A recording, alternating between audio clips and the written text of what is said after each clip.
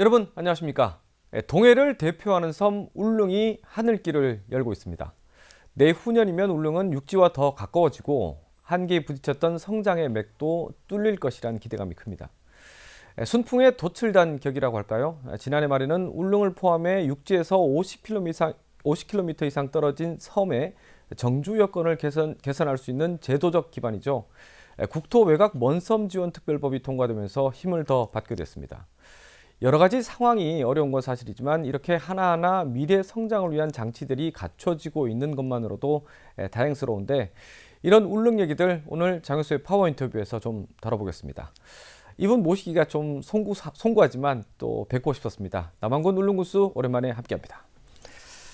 군수님 안녕하십니까? 네, 안녕하십니까? 잘 지내셨죠? 네, 잘 계셨습니까? 예, 자 오랜만에 우리 또 파워 인터뷰 출연하셨는데 네. 우리 시청자 여러분께 특히 울릉 군민들에게 인사 한번 해주시죠. 네. 존경하고 사랑하는 우리 울릉 군민 여러분, 그리고 HCN 시청자 여러분, 울릉 군수 남한군입니다. 잘 계시지요? 늦었지만 이렇게 방송으로라도 제 인사를 드리게 되었습니다. 온 가정이 평안하시고 복 많이 받으시고 모든 것이 잘 되었으면 좋겠습니다. 네. 네. 자, 요즘 울릉도 어떻습니까? 겨울 울릉도는 또 나름대로 또 매력적인 곳인데 얼마 전에 또 눈축제도 있었죠? 어땠습니까? 예, 눈이 지금 한 번 왔는데 한 40cm 정도 왔어요. 40cm? 예, 그래서 작년 2월 3일부터 사실 세계적인 풍광을 자랑하고 아름다운 곳이잖아요. 네. 그 나리분지에서 작년에 시험 삼아 눈축제를 했어요. 그래서 올해도 2월 1일부터 또 3일까지 3일 동안 우리 군에서 주최하는 눈축제가 계획이 되어 있습니다. 상당히 기대가 되고 지금 걱정이 많이 앞섭니다. 이 눈 예보가 없어요. 그래서 내일 그랬나요? 네. 한 이틀간 눈이 온다는데 또 당장 그 축제하는 그 기간 동안에 눈 예보가 없어서 많은 걱정입니다. 그래서 다른 컨텐츠를 마련을 해야 될 것 같은 생각도 들고 그래서 기도 많이 해서 눈이 좀 펑펑 내려줬으면 좋겠습니다. 네. 어쨌든 울릉도도 눈도 하나의 겨울의 건강 상품이니까요. 네. 네. 자, 어쨌든 우리 새해에 대한 기대감이 지금 너무 큽니다. 네. 울릉도 같은 경우에는 지난해 말 그렇게 또 염원하던 우리 국토 외곽 먼섬 지원 특별법, 이게 국회에서 만장일치로 통과됐습니다. 네. 이게 이 특별법이 시행되면 이게 뭐가 달라지는 겁니까? 참 이 특별법 정말 중요합니다. 우리 모든 국민께서 섬에 대한 관심이 높아졌다라고 볼 수밖에 없습니다. 섬을 지켰잖아요. 그렇죠. 그래서 이번에 통과된 법은 국토 영해 기점부터 50km 바깥에 있는 섬들 본토 기준이죠? 네. 한 30개 섬에 대해서 너희들 정말 섬을 지켜줘서 참 소멸을 방지하기 위해서 끝까지 지켜줘서 고맙다. 그래서 너 이 특별법을 통해서 혜택을 주겠다 하는 그런 법이지요. 그럼 뭐가 중요하냐 그러면 이 섬에 대해서 각 섬마다 행정안전부에서 5년마다 종합발전 계획을 수립을 할 수가 있어요. 그게 얼마나 큰 겁니까? 계획된 섬 발전을 추구할 수 있잖아요. 그다음에 두 번째로 아무래도 이제 예산 문제 아닙니까?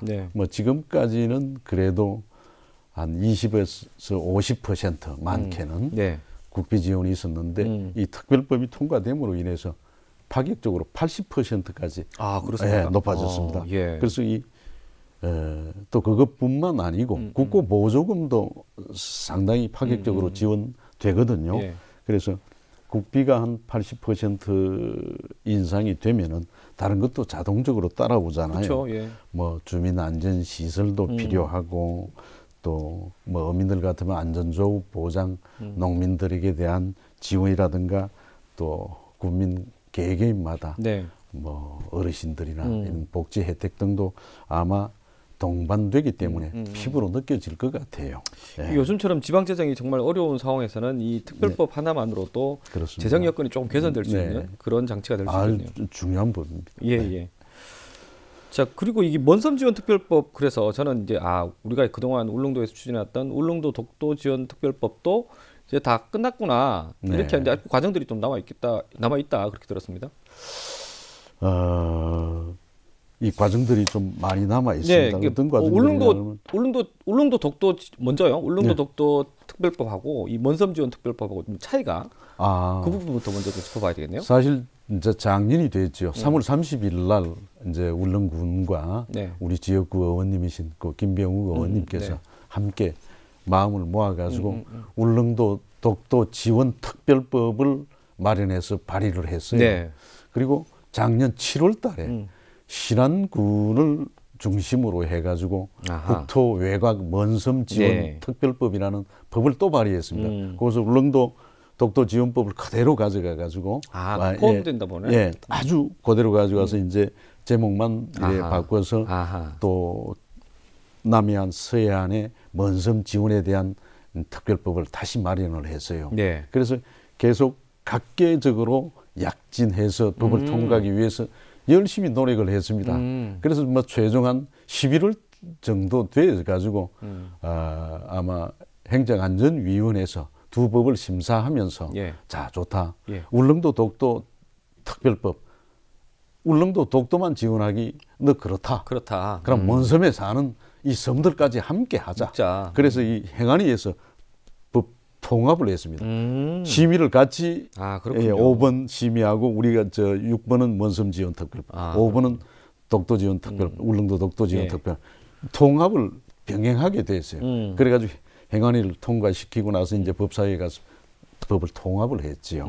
예. 그래서 이제 중요한 게 자 정부에서는 예. 뭐 각기 그 안에도 정주 지원금 개인에게 서해 오도처럼 뭐 개인에게 지급하는 지원금, 그 다음에 교육 특별 전형 예. 이런 게 우리 법안에는 분명히 명시가 되어 있었습니다. 네네. 그래서 정부에서 검토를 해보니까 행안부나 교육부에서는 이거 너 법 못 간다. 그렇습니까? 예. 군수님 바보 아니시죠? 예. 예. 바보 아니시다면 이 법을 먼저 만들어 놓고 제정을 해놓고 개정하고 수정하는 것은 얼마든지 할 수 있습니다. 빨리 법 만드는 데 주력하십시오. 그래서 먼섬 지원 특별법하고 합의를 보면서 이렇게 진행이 됐어요. 네.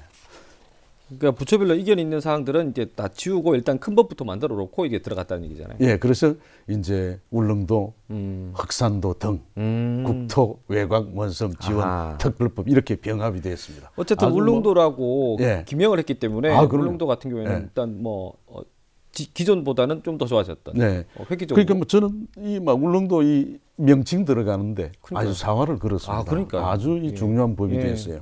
자, 결국 이제 특별법은 제정했는데 중요한 거는 시행령이고 앞으로도 세부적인 어떤 대책들이 좀 필요하지 않겠습니까?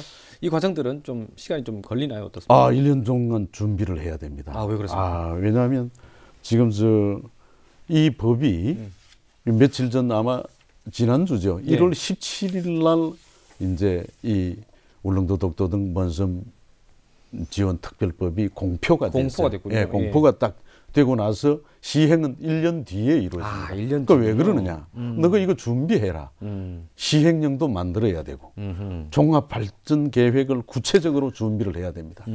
그래 그 기간이 얼마나 바쁘겠습니까? 그러네요. 아마 이 법 제정하기 위해서 뛴 것보다 앞으로 준비해야 될 게 더 많아요. 그렇군요. 예, 그래서 구체적이고 아주 디테일한 것까지 1년 동안 전문가들도 모시고 특히 주민들하고 또 이 법이 혜택이 어느 정도 되느냐 그러면 울릉도가 온전한 지자체가 하나 혜택을 받고 그게 9,000명 아닙니까? 네. 예.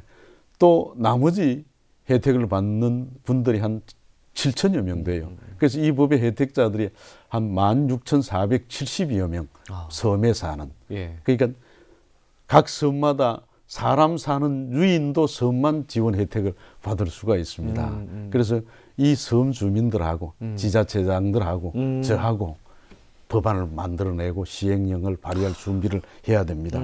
그래서 이 섬 주민들의 가려운 것을 긁어드릴 수 있도록 그런 준비를 아주 박차를 가해야 되겠습니다. 어쨌든 이 시행령이 제대로 이렇게 시민들한테, 주민들한테, 섬 주민들한테 혜택이 오려면은 주민들의 목소리가 제일 그럼요. 크게 반영이 돼야 되겠군요. 뭐가 가렵나, 뭐가 필요한가, 세세하게 전부 모니터하고 준비를 해서 종합발전계획 수립하고 시행령도 하나하나 만들어야 되겠죠. 야, 주민들의 목소리를 많이 듣는 게 지금 그렇습니다. 가장 급선무가 아닌가 싶습니다. 자, 울릉도 하면 지금 하늘길이 열리고 있는 게 정말 역사적인 일 아니겠습니까? 최대 현안이기도 하고요. 궁금한 게 지금 울릉공항 건설이 어디까지 왔고, 자, 앞으로 또 어떤 것들이 또 추진돼야 되는지 그 부분도 우리 시청자 여러분께 좀 전해주시죠. 굉장히 궁금해하시는 분들이 많습니다. 뭐 모든 국민께서 울릉공항 건설에 대한 관심이 지대하다고 봐져요. 그래서 20년 11월 달부터 첫 삽을 뜨기 시작해서 지금 박차를 가하고 있습니다. 지금 아마 공사 수록도는 한 44% 정도 44%? 진행되고 있습니다. 아마 내년도쯤 되면은 25년도쯤 되면은 공항 활주로가 번듯하게 아마 윤곽을 완전하게 드러낼 것 같아요. 그래서 지금 공사를 진행 중에 있는 게 이 신공법으로 케이슨이라는 네모 아주 반듯한 주사위 모양의 큰 그 시멘트 콘크리트 구조물을 갖다가 포항에서 30개를 안착시켜야 되는데 지금 18개를 안착을 시켰어요. 굉장히 한 개 운반하는데 아주 파도 잔잔한 날을 택해서 52시간을 52시간이나 걸려서 이 바다 속에 묻어요. 그걸 이제 30개나 안착시키고 올까지 다 하면 내년도에는 아마 번듯하게 아마 활주로가 윤곽을 드러내는데 그래서 또 공항이 개항되면은 또 대비해서는 울릉공항이 뭐 도수 벽지 공항에 막 선도주자로서의 그런 역할도 또 해야 돼요. 상징성이 굉장히 큽니다. 뭐 흑산도도 있고 백령도도 공항이 건설되잖아요. 그 이제 그게 울릉공항이 가장 먼저 건설이 돼야 되는데 뭐 시범을 보이는 것도 있지만 표준적인 어떤 데이터로도 아주 중요한 역할을 할 것 같아요. 그래서 뭐 국토교통부나 우리 경상북도 아니면 경상북도 문화관광공사, 한국공항공사 뭐 이런 정부기관이나 또 이런 데하고 긴밀한 협조 체계를 구축해가지고 또 면세점도 도입하는 문제도 고려해야 되죠. 또 울릉도에 오면은 울릉형 그 통합 교통 서비스망, 이 마스라는 이 플랫폼 구축 사업과 연계해가지고 울릉에 들어와서 아주 편리하게 한번 들어오면 나가실 때까지 이런 시스템을 뭐 준비를 해야 되고요. 또 아무래도 공항 건설에 대비해서 처음 우리나라에 이 영종도 공항은 섬이지만 인천공항은 연결돼가 있고 또 단독으로 떨어지는 울릉공항이기 때문에 참 관심이 크고 또 차질이 없이 진행될 수 있도록 뭐 준비를 잘하고 뭐 관계 기관에도 자꾸 요구를 하겠습니다.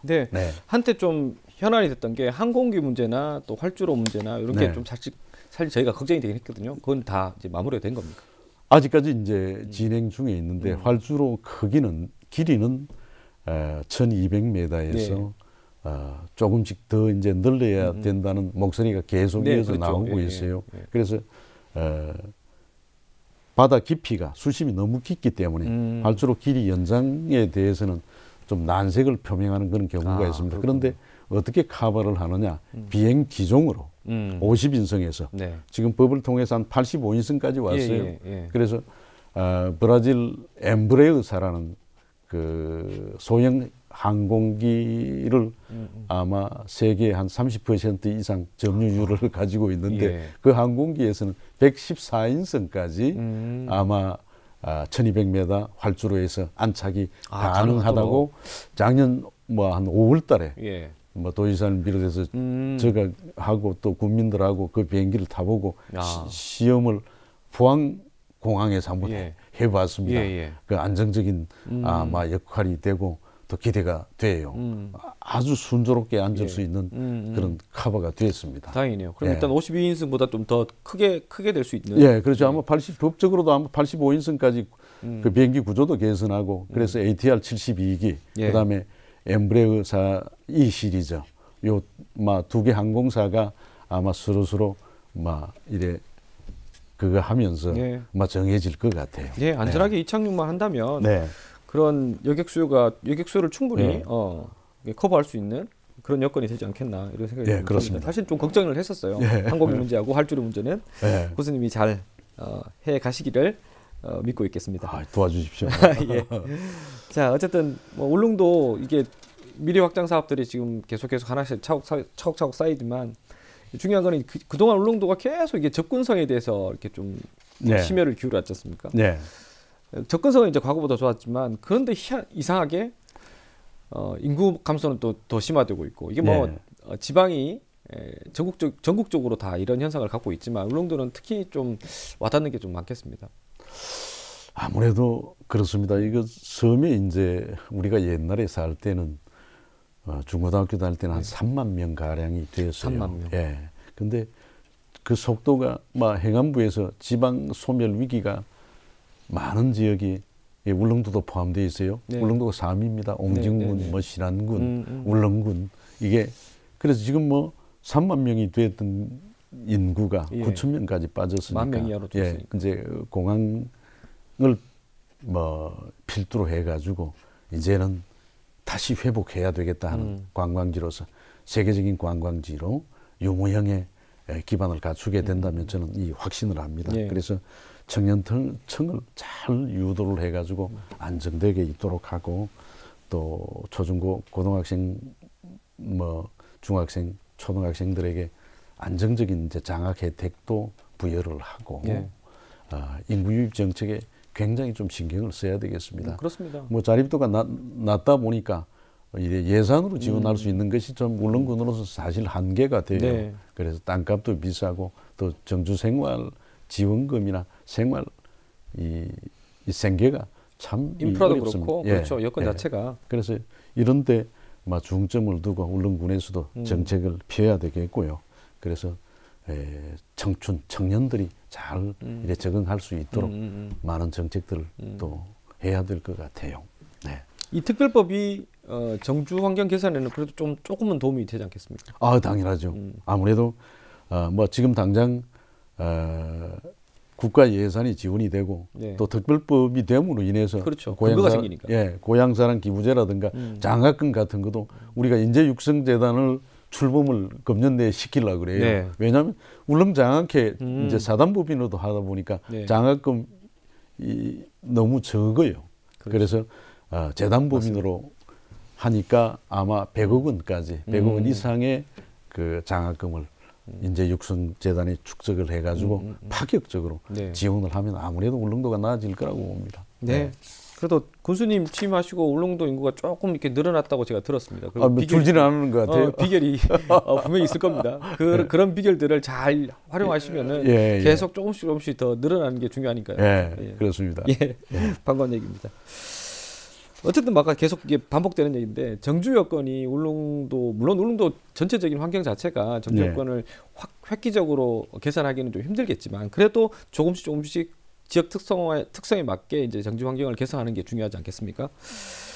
그런데 그 부분에서 좀 늘 걸리는 부분들이 의료 쪽입니다. 아, 맞습니다. 답답하시죠? 예.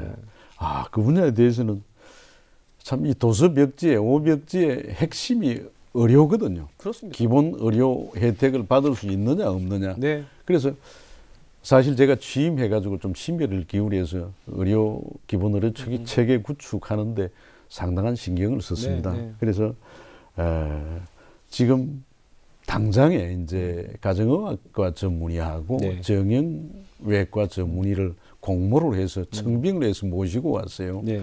이분들에게 뭐 산청군이나 저 고성군 뭐 의료 사각지역 이런 데도 한 4억 원 이상의 연봉을 들여가지고 모시지 오는데도 잘 안 오셔요. 네. 그런데 정말 감사하게도 3억 원 정도 들여서 두 분을 모시고 왔는데 이분들이 얼마나 열심히 해주시는지요. 정말 다행입니다. 예, 그래서 한 분이 3억 원 이래 참 이 방송에 이런 말씀 해도 되는지 모르겠지만은 그 3억을 연봉을 받으시면서 작년 한 해 벌어 주신 돈이 14억 원 정도 벌어 주셨어요. 네. 13억 6,500 정도 벌어 얼마나 큰 소득을 또 이분에게 국민들이 전적으로 기대해요. 네, 뭐 맞습니다. 당뇨나 혈관 질환 같은 거, 포항이나 대구, 부산 가서 병원에 갔는데 그분들이 다시 울릉도로 복귀해가지고 이분에게 진료를 받고 있습니다.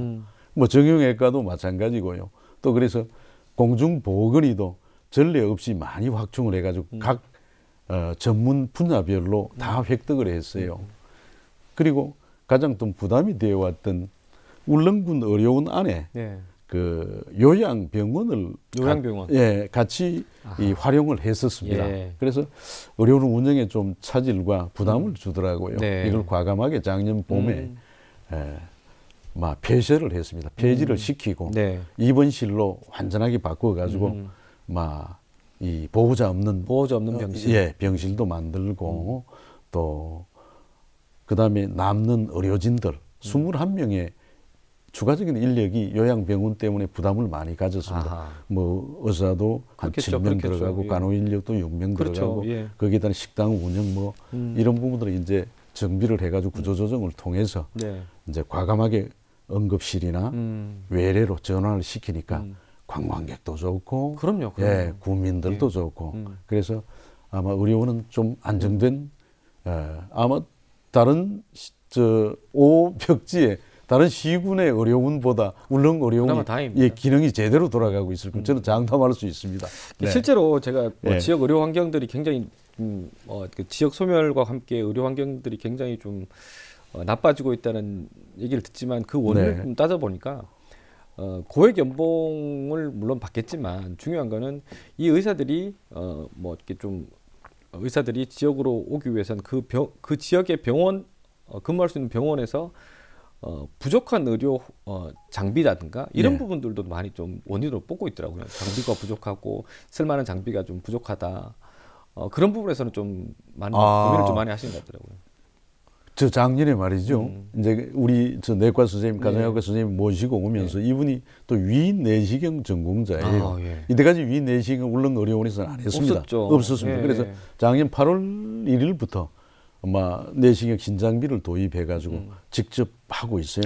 국민들이 좋아하고. 너무 좋아하시죠. 그다음에 복부 초음파도 탁탁 이게 뭐 설계, 뭐 비장, 위, 간 이 봐주시고 있고요. 그다음에 부정맥 같은 것도 잡아내고 또 방사선 촬영기도 이제 새롭게 도입하고 그래서 실제적으로 장비 보강이 되고 있죠. 그래서 국민들이 참 좋아하고 있습니다. 사실 그분들은 위내시경 때문에 또 6주까지 나오셔야 되는 불편함이 있지 않습니까? 이제 그런 불편이 좀 많이 아주 잘하고 있어요. 다행입니다. 자, 이제 의료 문제를 말씀을 드렸고요. 자, 울릉도가 좀 더 이제 주민들이 더 울릉 경제가 좀 더 나아지기 위해서는 결국은 또 관광을 관광 산업을 잘 키워야 되지 않겠습니까? 사실은 뭐 제가 과거에 또 군수님께서 이런 것들은 어떻게 좀 해결할 것이냐고 질문했던 게 결국은 이제 사계절 관광 인프라거든요.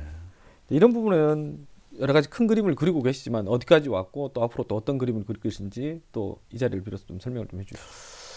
이제 울릉도 사계절 관광이 막 작년부터 이제 본격적으로 제가 막 이렇게 주창하셨고요. 막 주장을 하고 있고 실제적으로 울릉 크루즈 뉴시다 오픈으로 2만 톤급의 크루즈 선이 들어옴으로 인해서 사실 이제는 겨울 관광도 맞습니다. 예측 가능한 섬이 되었어요. 이번에 들어가게 되면 기상을 보고 충분하게 울릉도를 관광하고 나올 수 있겠다 하는 믿음을 사실 주게 됐어요. 그래서 작년에 이제 시범적으로 8천만 원만 들여서 울릉도 눈 축제를 성공이 있을 것인가 말 것인가에 대한 그 가능성을 점쳤는데 그래도 성공했지 않습니까? 시범이지만 성공을 했어요. 그래서 원래 또 추진하고 있고 또 이렇게 되다 보니까 한번 두 곳의 회사 개인 기업체에서도 사기업에서도 이제 울릉도 눈을 활용한 콘텐츠도 발전시키고 나리 분재에다가 눈 축제장을 열고 이렇게 되고 있어요. 그래서 사계절 관광이 아예 이제 불가능한 것은 아니다라고 판단이 되었고요. 옛날에는 3계절 관광만 돼가지고 겨울은 아예 사거리 무시가 됐는데 이제 국민들도 이제 겨울에 나오시는 문제도 뭐 식당을 연다든가 관광 또 그 여행사들도 겨울 관광을 준비해가지고 아예 대기하면서 손님을 받고 있고 이제 트렌드가 완전하게 바뀌고 있습니다. 이걸 이제 준비를 잘해야 되겠죠. 또 아마 26년도부터는 이제 공항이 개항되면은 이런 아주 안정적인 그런 사계절 관광 시스템이 될 거라고 봅니다. 그리고 또 우리 관광실에서 K 관광섬 육성 사업에 울릉 K 관광섬 울릉 우리 선정돼 가지고 다양한 관광 콘텐츠들을 개발해 가지고 투입을 하고 발굴해서 이제 진행하고 있어요. 100억 원이라는 예산을 그러니까요. 이제 예. 정부로부터 지원을 예. 받아가지고 뭐 트레킹이라든가 또 유유 시설물을 활용하는 뭐 스테이 시설이라든가 각종 문화, 뭐 예술 분야에도 투입을 하고 그래서 울릉도를 잘 아름답게 갖고 나가고 만들어 나가고 있습니다. 예. 저도 여러 가지 뭐 저희도 제작했던 다큐멘터리를 보면서 사실 지금까지는 울릉 관광 그러면 해안 중심으로 이렇게 일주도로 중심으로 이렇게 갔는데 예. 저는 사실 나래분지하고 천혜의 그 계곡 자원들, 예. 또 트레킹 자원들 이것들을 좀 더 잘 활용한다면 거기서 이제 머물 수 있는 관광들이 되지 않겠나 그런 생각을 좀 해봤습니다. 그래서 뭐 우리 울릉도에 예. 사실 뭐 제주도나 다른데 이제 오솔길이라든가 올레길들이 많지 않습니까? 예. 울릉도에 원래 한 10개 정도, 네, 11개 네. 코스로 개발을 해놨어요. 네, 네, 네. 아주 정비가 미흡하긴 합니다만 각각 특색 있는 바다 풍경과 또 그 내륙의 산길이 잘 어우러지는 저는 너무 좋더라고요. 예, 양치 식물과 뭐 백두산에 가서만 볼 수 있는 그런 그러니까요. 풍광들이 있고 계곡도 그렇고요. 아마 요 올레길을 걸어 보시면은 울릉도의 아주 진정성을 느낄 수 있을 것 같아요. 네. 그래서 뭐 작은 섬이지만은 아주 무궁무진한 뭐 관광 분야에 대해서만은 그만 자존심을 가지고 아마 앞으로 추천드릴 수 있을 것 같아요. 울릉도는 일단 그 섬 자체가 신비한 느낌이 들어가지고 아, 그렇습니다. 들어가면 들어갈수록 그런 재미와 풍광과 만끽할 수 있는 예. 그런 자원이 되지 않겠나 그런 예. 생각을 늘 해봤습니다. 예. 자, 그런데 결국은 이제 우리 관광객이 어떤 지역 주민들이 평온하게 살던 중요한 거는 재난에 안전한 그런 아니겠습니까? 작년에 사실 저도 좀 놀랐습니다. 이 현포 이제 급경사지 붕괴, 예, 붕괴, 그리고 또 거북바위 붕괴 같은 붕괴 사고들이 한 번씩 갑자기 터져 나오니까 사실 저도 관광객 입장에서 좀 불안했거든요. 군수님은 더 하셨을 텐데. 아, 저는 뭐 놀랐지요. 뭐 갑자기 막 홍두깨죠 아닌 밤에. 예. 그래서 두 곳이 이제 아주 우리 국민들에게도 또 울릉도를 찾는 분들에게도 부담을 드렸습니다. 현포 노인봉 밑에 산사태가 완전하게 나가서 바닥까지 아주 막아버렸어요. 그때 추석 때 그런 일이 일어났었고 또 그 지나서 통구미 그 거북바위 참 자연유산 아닙니까? 그 멋진 바위가 머리 부분이 완전히 붕괴가 되는. 그 영상 보면서 깜짝 놀랐어요. 예, 그래서 그 울릉도 전체에서 자유중국 저 대만 같은 데는 진짜 옥돌 참돌로 그 완전하게 이루어져 있잖아요. 그래서 뭐 이 남북 고속도로는 되지만은 동서를 가로지르는 터널을 못 뚫어서 워낙 너무 두꺼워서. 예, 바위가 근데 울릉도는 그렇지 않고 좀 이래 현무한 뭐 허벅허벅한 그런 이 암질로 구성이 돼 있어서 너무 노후된 퇴적 작용이 일어난 이 풍광 이 바위가 좀 무너지고 있는 그런 일주 도로상에도 그래요. 그래서 많이 비바람이 불면은 항상 우리가 군에서 뭐 차량으로 또 트럭을 동원해서 그 도로를 치우고 작업을 하고 있습니다. 그래서 작년에 뭐 안 그래도 참 감사하게도 우리 행정안전부 장관님께서 가셨죠? 예, 직접 방문을 하셔서 또 1박까지 하시면서 아, 울릉도 여건이 정말 열악하고 이렇구나. 그래서 특별교부서에 55억 원을 내려주셨어요. 그래서 안전, 위험 시설 분야 이런 것을 이제 좀 보강할 수 있도록 말씀을 하셨고 당장 또 그것을 시행하고 있습니다. 그래서 앞으로는 뭐 위험 예지 훈련이라든가 또 위기 관리 이 분야에 대해서 상당히 신경을 쓰면서 이게 안전해야 관광객이 찾아오거든요.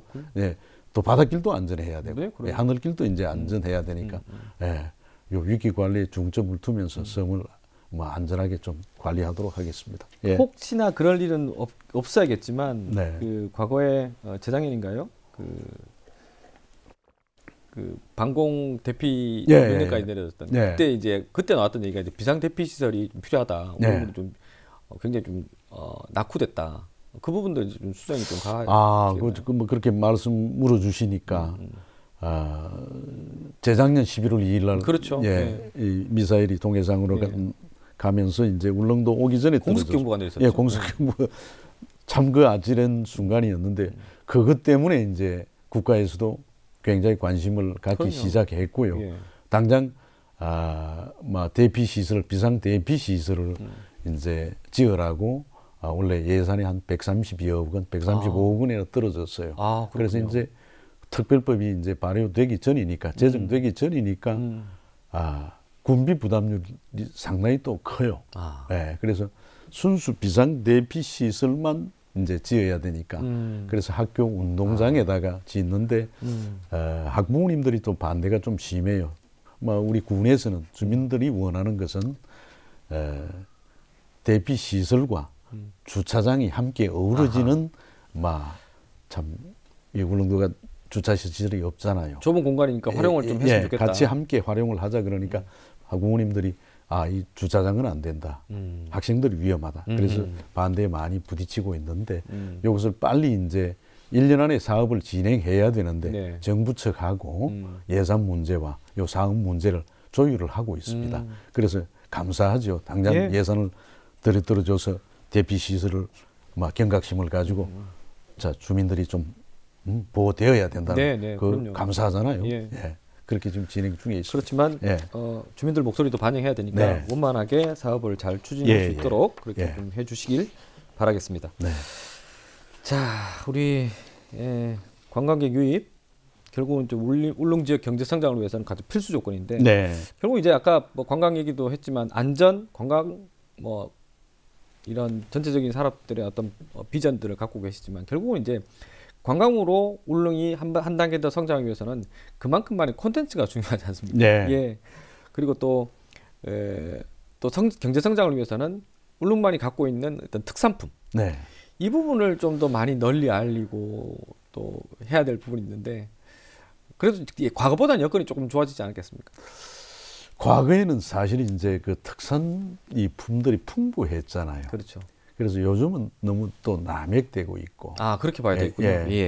그래서 이 가치는 분명하게 울릉도 거라 그러면 분명하게 이 가격을 좀 더 받더라도 우리 국민들이 선호를 해요. 그래 특산물이 다양하게 이제 자생되고 있는데 예를 들면 명이, 부지깽이, 물엉겅퀴 또 우리 아주 그 희귀하고 울릉 특산이죠. 고로쇠.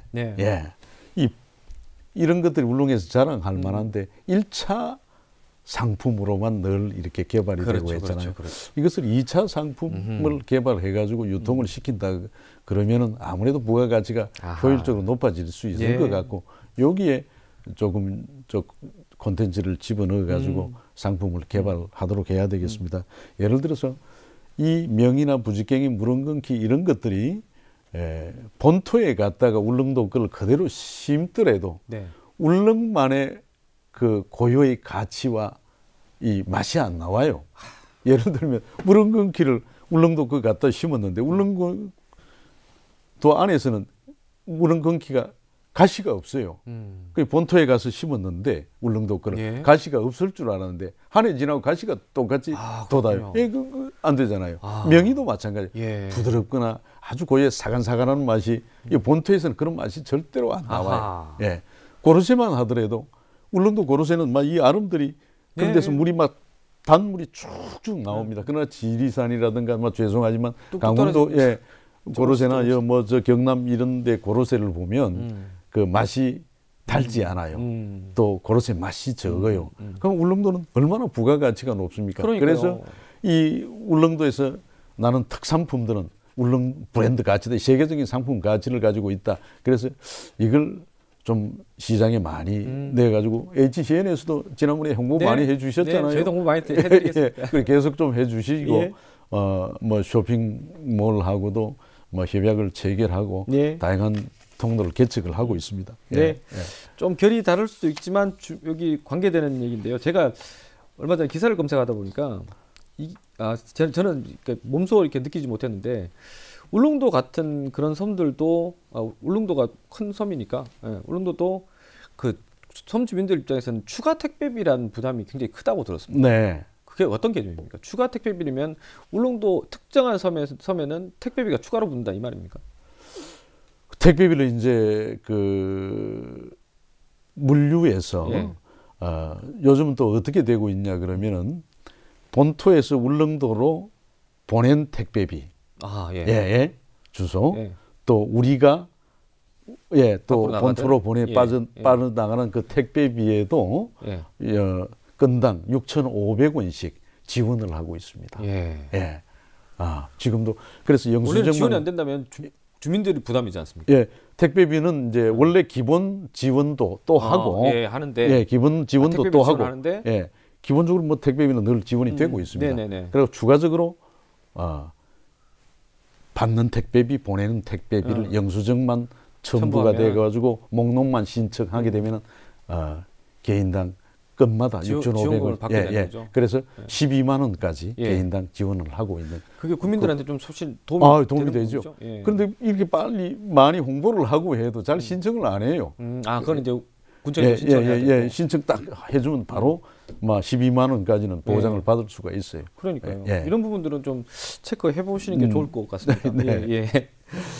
자, 특산물 얘기가 나와서 그런데 아까 뭐 우리 명이나물, 물 엉겅퀴 말씀하셨지만 그래도 저는 울릉도 하면 오징어인데 지금 오징어가 안 잡혀서 어민들이 너무 힘들어하고 계신데 사실 제가 봐더라도 뭐 물론 기후 변화도 있겠지만 이게 남에게 가장 큰 문제인데 그렇다고 해서 울릉도만 이렇게 울릉도 지자체가 이렇게 할 수 있는 것들도 한계가 있지 않습니까? 네. 참 저도 이 걱정입니다. 뭐 작년과 같은 오징어 어획량은 역대 처음이거든요. 어느 정도 줄었습니까? 그러니까 재작년에 5%라 그러면 믿어지시겠습니까? 재작년에 5%밖에 안 잡혔다 이 말씀이시죠? 아이고. 그러니까 그러면 재작년에는 그 울릉도 안에 있는 순수 울릉도 어선이 잡은 어획고가 23억 원이었어요. 네. 참 적었죠, 재작년에도. 그것도 적었죠. 예, 그것도 참 적었는데, 그래 기름값은 32억 원이 들어갔어요. 그래 기름값도 못 뽑았는데, 또 작년에는 어떠냐 그러면, 작년 한 해 전체 울릉도 어선이 잡은 이 어획고가 2.5억 원밖에 안 돼요. 그 얼마나 줄었습니까? 이 9배, 10배가 줄었죠. 이러면 어업인들이 안 되죠. 생계가 안 되죠. 그러니까 기름값만 쓰는 거예요. 그래 기름값은 나중에 우리가 또 정산을 하고 93척이라는 그 작은 배들에게는 전액 기름값을 지원을 해드리고 큰 배는 또 비율로 나눠서 또 이 보조를 해드리고 있는데 그것보다 더 중요한 것이 생계가 막막하잖아요. 그럼요. 그럼요. 울릉도 하면 오징어인데 그럼요. 옛날부터 오징어를 방에다 재놓고 그거 한 축 한 축 이제 팔아서 공부를 시키고 이제 부를 축적을 하고 생계를 이어갔는데 이 자체가 없어졌습니다. 그래서 남핵하고 중국 어선 불법 좀 우리나라 어선들도 막 건물로 끌어버리고 법도 안 지키고요. 그래서 어민들이 일어나서 막 국회도 올라가시고 그랬거든요. 그래서 앞으로는 오징어 대체 산업을 좀 많이 좀 해야 될 것 같아요. 연성조업이라든가 새우, 대게까지 뭐 또 어부업법도 좀 개발해가지고 울릉만에 또 아니면 관광과 연계시켜가지고 어업인들이 살아갈 수 있는 방법을 또 연구를 해야 되겠고요. 또 울릉도는 지금 안 그래도 그 연어 양식도 아마 또 도전을 해보고 있고요. 양식 이 하는 자립 기반을 조성하기 위해서는 지금 뭐 수산자원연구원하고도 협력해서 좀 고민을 하고 또 관광객이 많이 찾아오는데 이 회거리 같은 걸 내놓을 수가 없어요. 그래서 이 양식업을 울릉 고유에 기르는 업도 이제 가능하다는 말씀이시죠. 그래서 눈을 돌려서 지금 뭐 연구를 하고 있습니다. 어쨌든 이 오징어는 진짜 사라지면 저는 사실은 걱정이 좀 많았습니다. 그렇습니다. 오징어 나야 울릉도인데. 오징어 앤 울릉도는 진짜 옛말이 되는 그런. 지금 오징어는 내장 창자 있지 않습니까? 이제 흰 내장이 있고 그 누른 이제 내장이 있는데 누른 내장 같은 거는 무조건 버렸잖아요. 네, 그렇죠. 근데 누른 내장은 이제 된장 넣어서 아주 누른 그것마저 귀한. 그래서 누른 이 창자까지도 요만큼 방울 미끼도 없고 또 이래 먹어야 되는데 그건 옛날에는 전부 그렇죠. 버렸거든요. 요즘은 그것도 이제 팔아요. 그 정도 수업이 되었습니다. 걱정입니다. 군수님 머리가 좀 많이 아플 것 같은데 어떻게든 어민들이 좀 힘이 날 수 있는 그런 정책들도 많이 좀 발굴하시고 그렇게 해야 될 것 같습니다.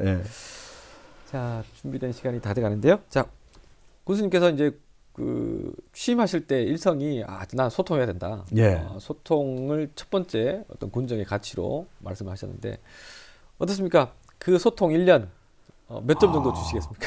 뭐 소통, 국민과의 소통은 사실 뭐 처음에는 이제 군정 업무를 보면서 조금 이래 다가가고 많이 수립을 하고 했는데 이 특별법 관련 문제 때문에 우리 국민들하고 막 옛날 후보자 시절처럼 늘 악수하고 소통하고 식사도 같이 하고 또 얘기도 나누고 그랬는데 네. 그걸 좀 등한시했어요. 그래서 앞으로는 막 주민들과 소통에 좀 더 중점을 두고 가려운 것도 긁어드리고 얘기도 많이 듣고 해서 더 좀 국민들 속으로 더 들어가야 될 것 같습니다. 네. 늘 아쉽고 죄송하게 생각합니다. 아유, 그런 말씀 갖고 그런 마음을 갖고 있다는 게 중요한 거죠. 국민들 뭐 군수님께서 이제 특별법 정말 울릉도를 위한 어떤 큰 사업들을 먼저 준비하고 계시니까 그 사이마다 시간 날 때마다 주민들에게 또 많은 의견을 듣는 게 그게 소통이 아닐까. 많이 들어야 됩니다. 이런 생각을 좀 해보고. 그래 정책에 반영해야죠. 네. 자, 이제 곧 설인데요. 끝으로 오늘 먼 길 오셔서 너무 제가 또 송구스럽지만 감사드리고요. 예. 우리 울릉 방문을 또 계획하시는 분들 또 출향인들 이 기회를 통해서 우리 설 인사 한번 해주시고 이 시간 정리하겠습니다. 이제 설이 뭐 얼마 남지 않았는데 그래도 설 연휴 때는 울릉도 찾아주셨으면 좋겠습니다. 그래서 올해는 진짜 울릉 기반으로 다니는 뭐 초석의 한 해가 될 것 같아요. 더 준비하고 바빠질 것 같습니다. 특별법 시행령도 준비해야 되고 또 종합발전 계획도 수립해야 되는데 차질 없이 진행하면서 또 국민들을 찾아뵙고 자주 인사드리도록 하겠습니다. 지신 이 방송국에도 정말 감사드립니다. 아유, 좀 더 자주 뵀으면 좋겠습니다. 아유, 네. 송구스러운 말씀이지만 오늘 말씀 고맙습니다. 감사드립니다. 네, 앞서 울릉의 청사진들 살펴봤는데요. 어려운 여건에서도 울릉은 외롭지 않게 또 한 발 한 발 성장을 위한 발걸음을 내딛고 있다는 걸 확인할 수 있었습니다. 무엇보다 중요한 게 그때뿐이면 안 된다는 겁니다. 그러기 위해선 울릉 주민들의 열정만큼이나 국민들의 울릉에 대한 관심이 지속돼야 합니다. 더 좋아질 울릉에 많이 찾아가셔서 천혜의 자연도 보시고 또 귀한 특산품도 많이 즐겼으면 좋겠습니다. 장세 포인트뷰 오늘 준비한 수는 여기까지입니다. 함께해 주신 여러분 고맙습니다.